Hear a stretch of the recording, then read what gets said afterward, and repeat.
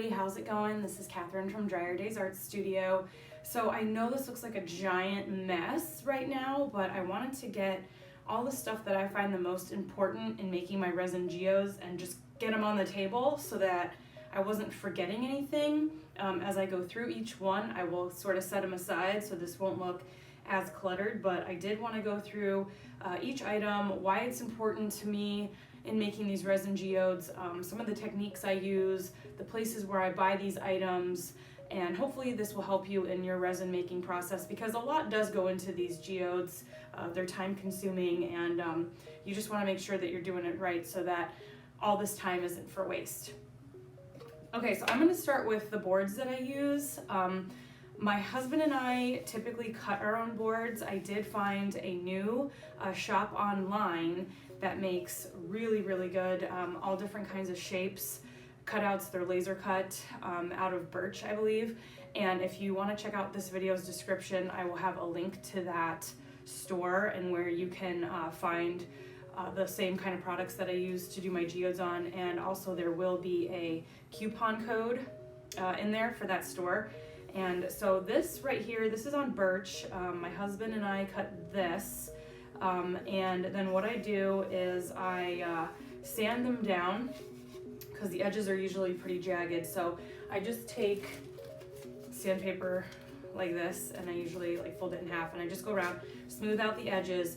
I will then gesso it twice. So I just get this gesso here from Michael's. I've used another one too by Jerry's that's pretty good that you can find in my Amazon store. You can see I get the big jug because I make a lot of these at a time. I'll just churn out a bunch of these. I'll gesso them all at the same time and have them drying so that they get done. So I will usually do 2 to 3 coats, making sure they're totally dry in between, and then I will come back in and sand them. Sometimes I'll sand in between coats, but to save time, I've started just doing the sanding after all the coats of the gesso are dry. And then you have this nice smooth surface and it's no longer porous, it's all covered and you're ready. As you can see here, I do tape the back. I use my blue painter's tape, I find is the best. The reason I do this is because when we pour the resin, we get drips on the back, right? And so when I get those drips after, it depends on the resin that I'm using, but I predominantly use stone coat resin. So at about 20 to 24 hours after I've poured that resin, I will flip it over. I'll be very, very careful because sometimes it's still tacky and you don't want to get fingerprints or anything in your piece. But sometimes I'll even just kind of prop it like this. Instead of totally turning it over on my hand, I'll just kind of have it propped on the table. And I will gently go and I'll remove that taped edge and it'll pull all those resin drips off beautifully. No need for sanding, no need for more legwork. As long as you're remembering to come in and pull that tape off when you need to, you'll have a beautiful, perfect back with no drips, no resin, nothing. And then you can paint this if you want. Sometimes depending on if the birch is really pretty back here, I'll leave it natural. If I'm using MDF or something like that, sometimes I'll paint the back just so it looks a little bit more finished, but that's your personal preference. So there are the boards, the gesso, and I'll usually just use a big bristle brush like this, or I have a small roller that I'll use to put it on, but usually the brush tends to be less of a mess. Sometimes I find with the roller I'm getting drops going all over the place, so just personal preference again. So after the board is totally dry, it's been sanded, it's ready, then I come in and I make my borders, and I get so many questions about this. My borders video is one of my more popular videos, and I'll tell you now how I do these. So I use epoxy sculpt. Got this on Amazon. Let me just stop right here because I've talked about Amazon a couple times. I have an Amazon store. The link is down in the description. In that store you'll find most of these products that I'm talking about. I also have them listed individually down in the video description in case you just see like, oh, I just know I want epoxy sculpt. It'll be listed in the description and you can just click on that instead of going to the store. I do that in every single video. So every video description, you'll be able to find the products that I use. If there's not a link, usually it has expired and Amazon is no longer available, or I got it somewhere else. I didn't get it on Amazon. So this epoxy sculpt, I ended up starting to buy these bulks, but they have smaller options. I just know I use so much of this that this was more cost effective. So it's equal parts A to B. And so what I do is I use my scale. And you know, even if you're not doing resin work, I use the scale too when I'm doing pouring and I am figuring out my pouring medium to paint ratio. So it's kind of good to have a scale. This one, again, you can find in my Amazon store. I know it's really messy from paint and epoxy sculpt and stuff, but it gets its use for sure. It's been a great little scale. So this is what I use to get those boundaries. I will link the video in the description of how I make those boundaries because I don't want to get into it here. But people have asked me, can you use other stuff? Absolutely. You can use hot glue if you want. That'll make boundaries. I have done that in a couple pieces before. I don't have any here to show you on hand because I sold a couple of them that I used hot glue in. But you can definitely use hot glue. You can use silicone caulk. I have used hard as nails before. So, you know, definitely get creative. This is not, you know, when I say this is what I use, that doesn't mean that's what you have to use. This is just what I use. This is what I prefer. I like that I can get these really nice clean lines with the epoxy sculpt, and that's just my preference right now. So that's how I do those. I'll show you too real quick. I got, talking about that woodworking shop online, I got this shape on there, which I'm really excited. I'm gonna do some cool stuff with this. But again, they come more in like the raw, and so I did come in and gesso this twice and then sand it and then taped out the back. What I did was I laid the tape down, turned it over, and used an X-Acto knife. I used to cut it with scissors.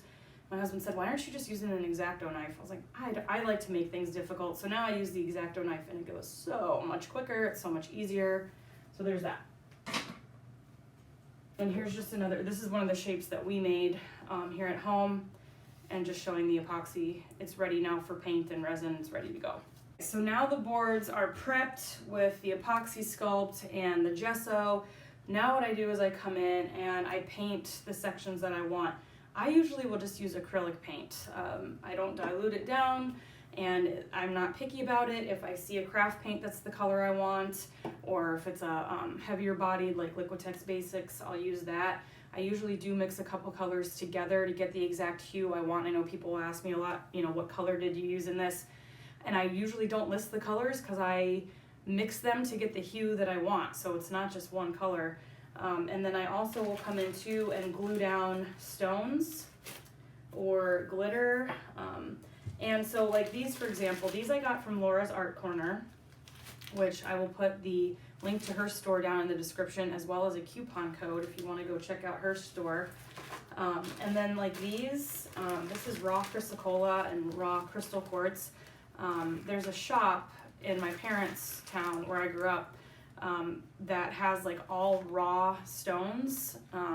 They have supplies there for you to tumble your own stones, for jewelry making, for stuff like that. And I'm able to get these sort of in bulk for pretty good prices. So just kind of look around, get creative with finding places to get your own stones. So like this kind of stuff, that's why there won't be links to this in the description, because this is a kind of family-owned business. They don't have a website, and I just go in there and pick up what I need when I'm there.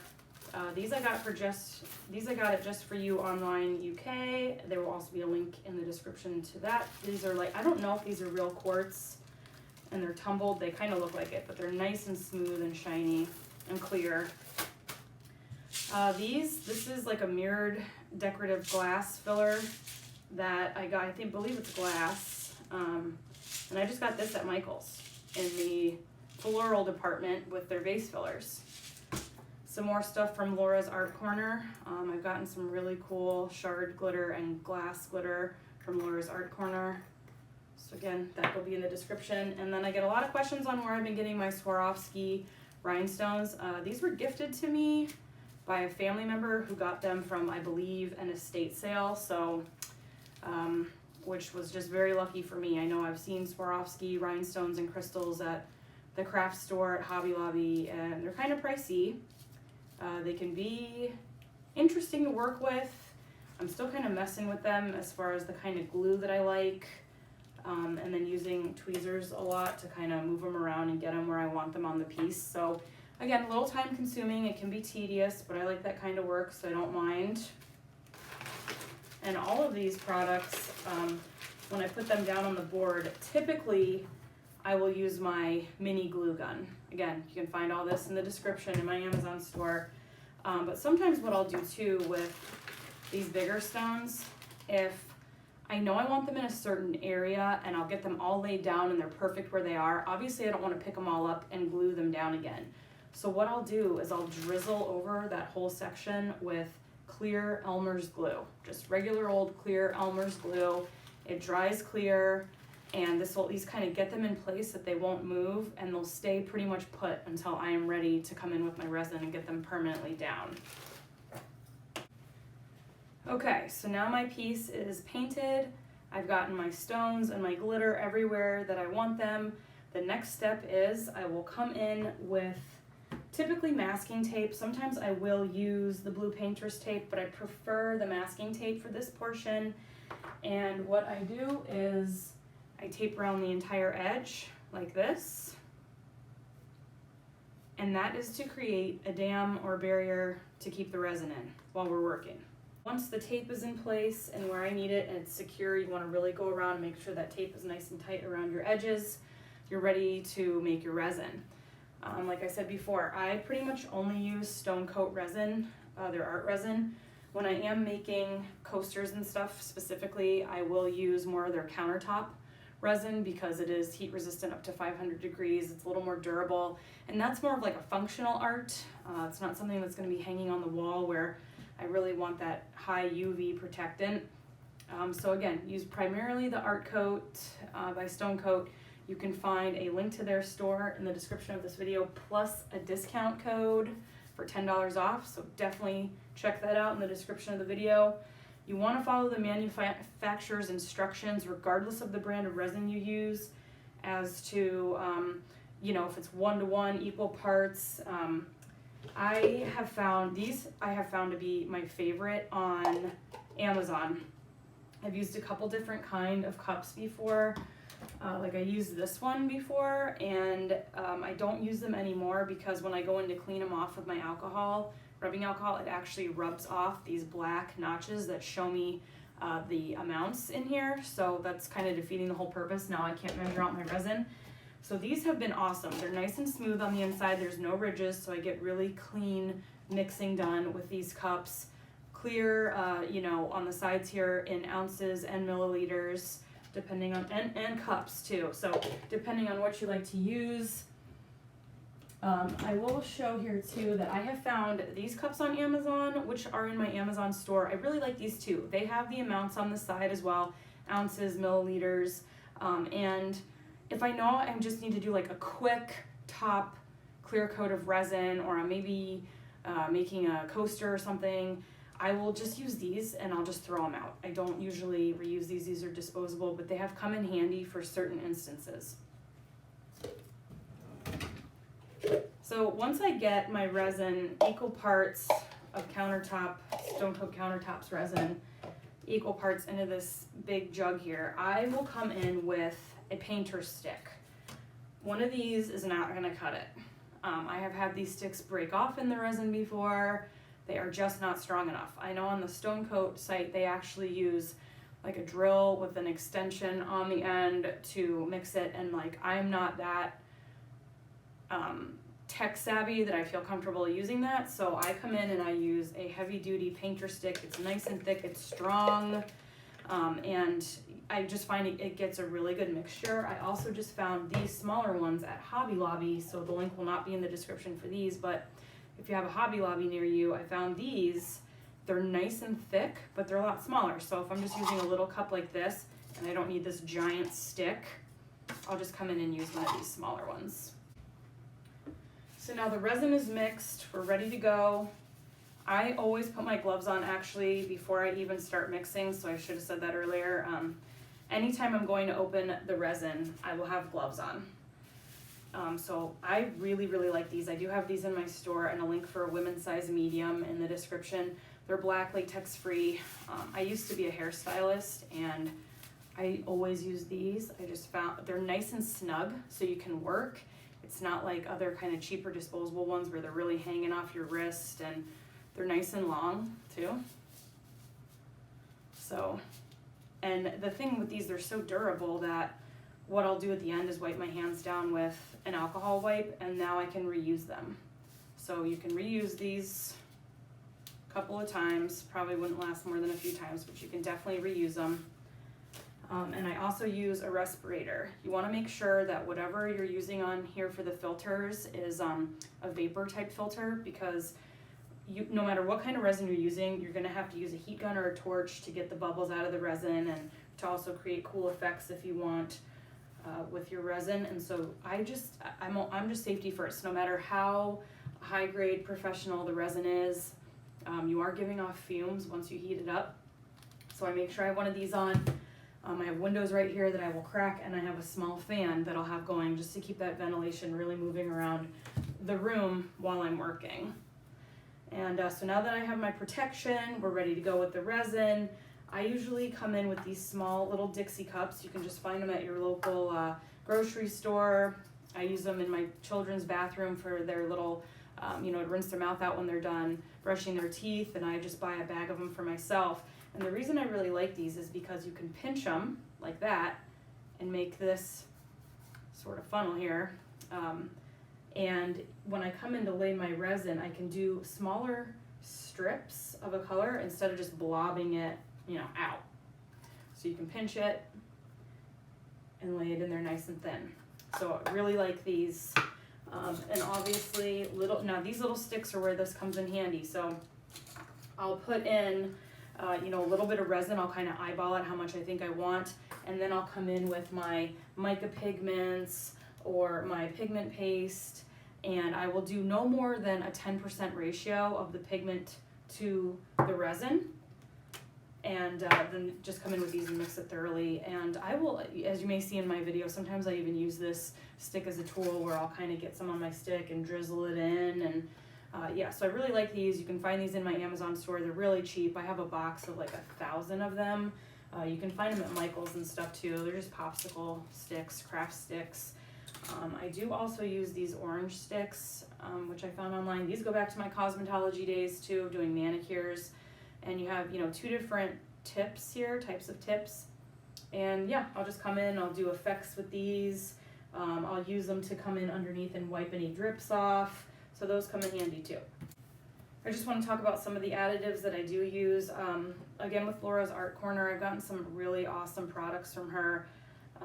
These Resin products were started by a woman named Susanna Danks out of Australia, and she and Laura became friends, and Laura's here stateside, and she set up an online store to sell the Resin products so that we here in the States can get it more readily for way less on shipping, which has been amazing.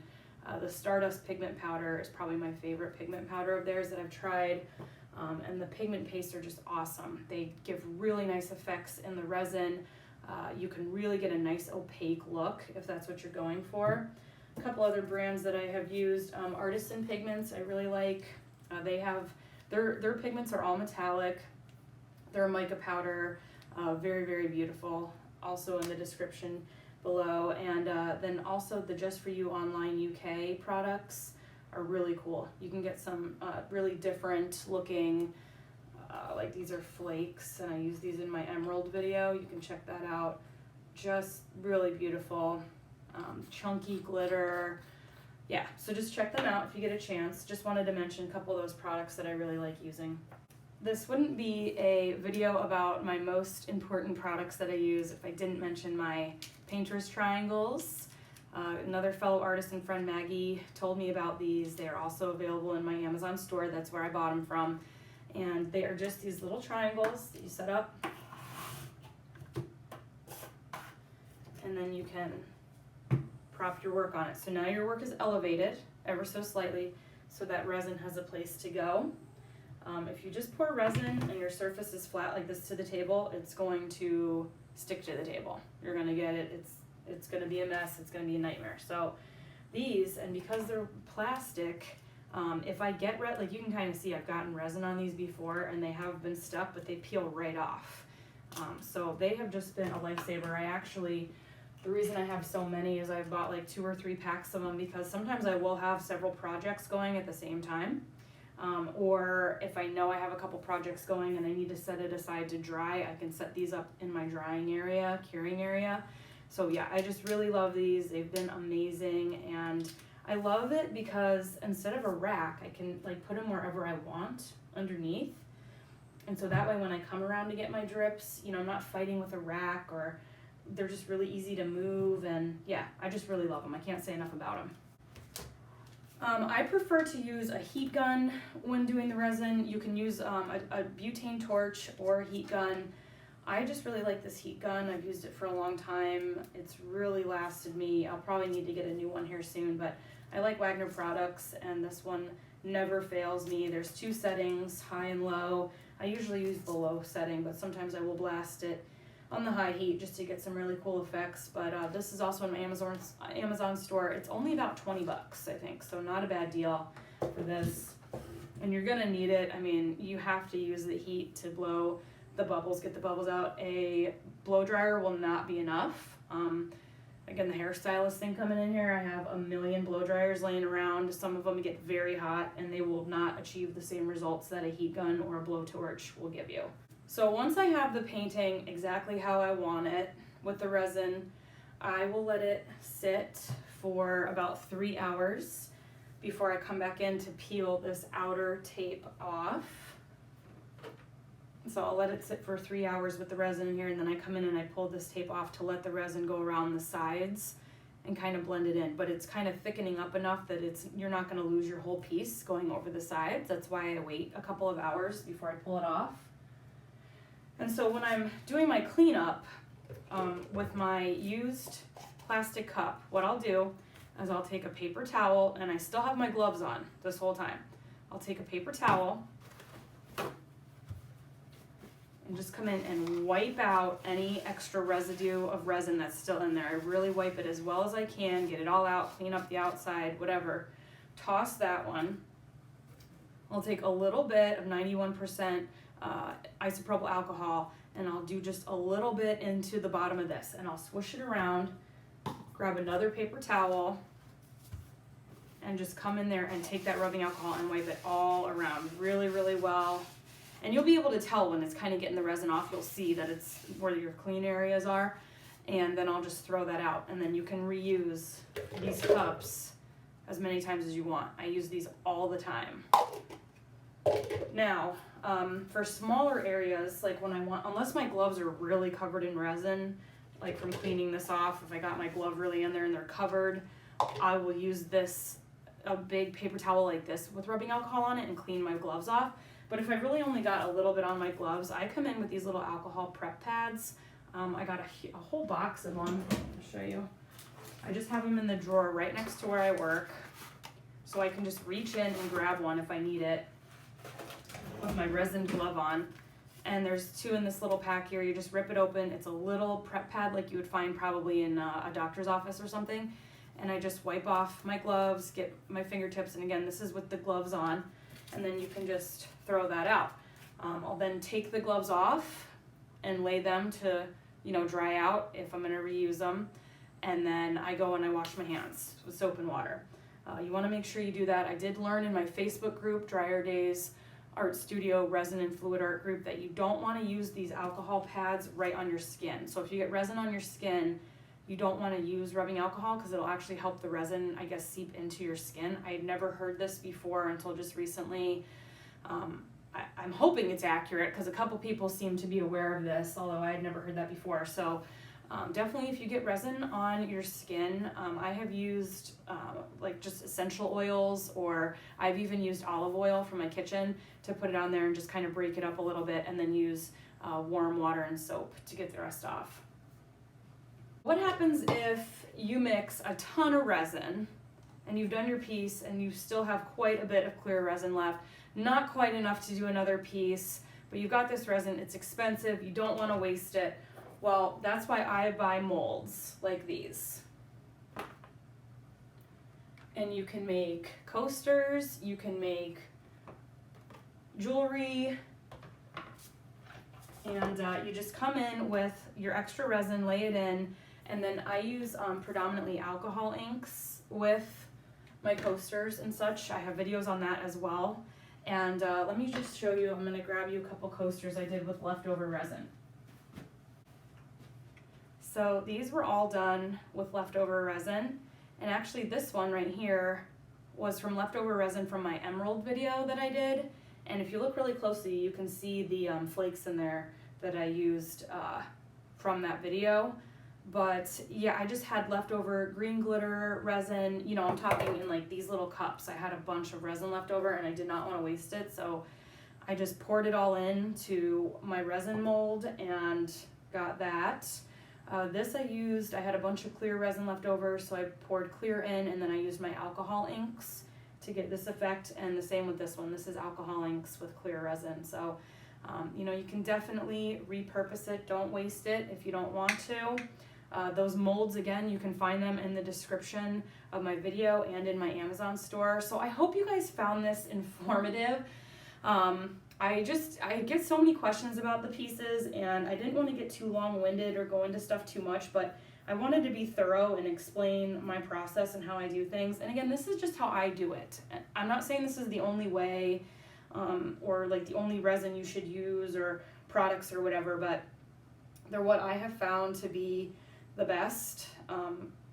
Being a hairstylist for 10 years, using professional products, and then moving into this art business, I have just always felt that you get what you pay for, and you do get a higher grade of ingredients in your products when they're a little bit more expensive, when they're a little bit more professional grade. That's not to say that cheaper resins and stuff aren't just as good, but I do just find with the Stone Coat resin, it's giving me more of a professional look. I know that the UV resistant is top notch. I mean, you don't want your pieces yellowing and stuff over time if they don't have to.